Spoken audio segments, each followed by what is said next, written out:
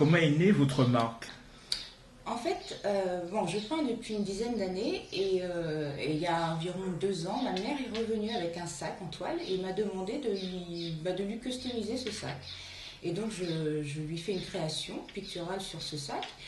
Et il se trouve que ce sac a commencé à plaire de plus en plus autour d'elle. Et j'ai eu énormément de contacts de personnes qui voulaient que je leur customise leur sac.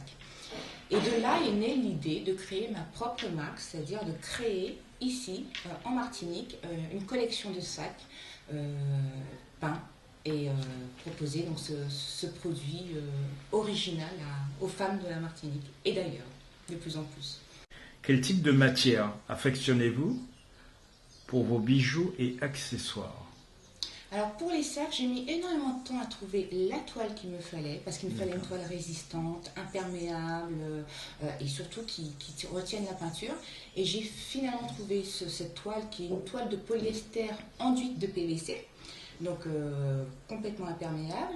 Ensuite, cette toile, je la prépare et je la peins. Et pour ce qui est des accessoires, c'est un support en cartonné, rigide, sur lequel je colle de la toile, parce que je tiens absolument à toujours avoir ce contact avec la toile. Je colle de la toile que je peins et qu'ensuite je vitrifie, ce qui donne cet aspect brillant et surtout complètement imperméable aussi.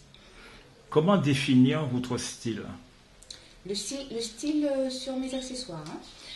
En fait, je me donne une totale liberté d'inspiration, parce que si une femme peut être attirée par une peinture qui va lui rappeler l'Afrique, une autre peut être attirée par quelque chose de plus abstrait ou encore de plus caribéen.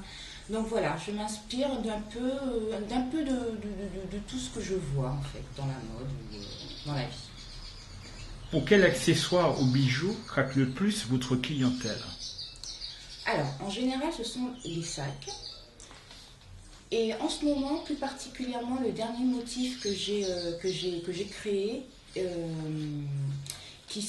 voilà, je me suis inspirée en fait de la peinture de Miro que j'ai caribéanisée, c'est-à-dire que j'ai inclus des carafes, j'ai inclus des femmes qui portent une charge sur la tête ou des tambours.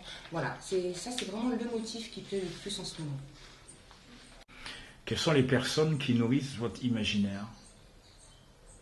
Elles sont très nombreuses. Alors, je vais parler principalement des personnes qui évoluent dans les milieux artistiques. Michel Revelas, par exemple, ce peintre guadeloupéen dont j'apprécie énormément le travail. Alors moi, je ne suis pas, quand je découvre une œuvre, je ne suis pas dans l'intellectualisation, je suis plus dans l'émotion. J'ai besoin de ressentir. Ensuite, après, effectivement, savoir un peu plus ce que l'artiste a voulu dire. Et Revelas, dès le départ, m'a touchée. Et voilà, c'est quelqu'un qui est très ancré dans la culture, dans la transmission, dans l'histoire caribéenne, guadeloupéenne, et en même temps très novateur. C'est quelqu'un qui innove tout le temps et qui surprend, quoi. C'est très intéressant. Et dans la mode, j'aime beaucoup Stella Jean. C'est une styliste haïtienne de par son père et italienne de par sa maman.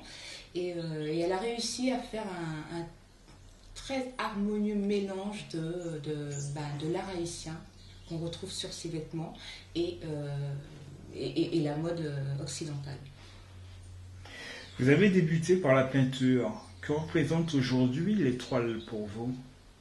Peindre, alors pour moi l'acte de peindre représente la même chose que lorsque j'ai commencé, c'est-à-dire il y a une dizaine d'années, c'est-à-dire une sorte d'introspection, une forme de méditation et un besoin en fait de me retrouver avec moi-même et de faire sortir tout ce que je n'arrive pas à dire en mots.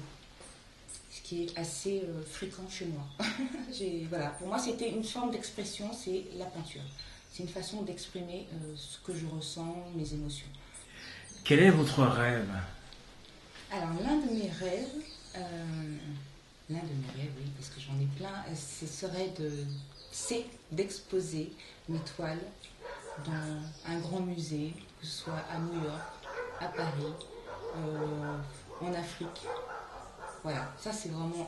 Et c'est vers ça que je tends. C'est-à-dire que j'ai effectivement une activité liée aux accessoires, mais la peinture est toujours là et très présente dans ma vie.